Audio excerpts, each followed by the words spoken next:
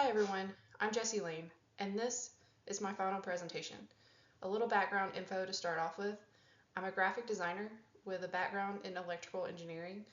I live on a farm with my husband, dogs, cats, and horses. I'm training for endurance riding with one of my horses, Lakota.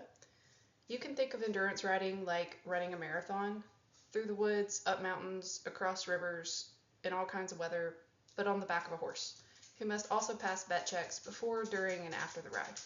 The main goal is to finish with a healthy and happy horse. For my proposed personal work, I want it to be a representation of my experience conditioning and competing with Lakota. I will take photos from our rides that show the challenge, teamwork, and emotion of the sport. Those photos will then be used to create expressive charcoal drawings that will be animated using a stop motion style. Biometric measurements and geospatial data collected from our rides using my Garmin devices will then be used to form an abstract three-dimensional animated landscape to contain the digitized drawings. My personal project will be a study of motion and emotion.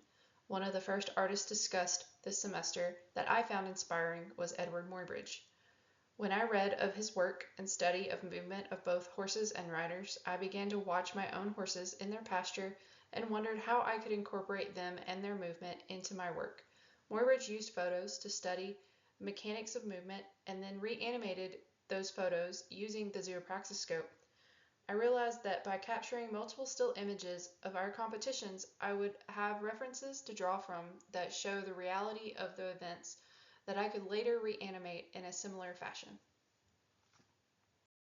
Another artist I found inspiring, but one whom we were not introduced to during our reading, is April Capini.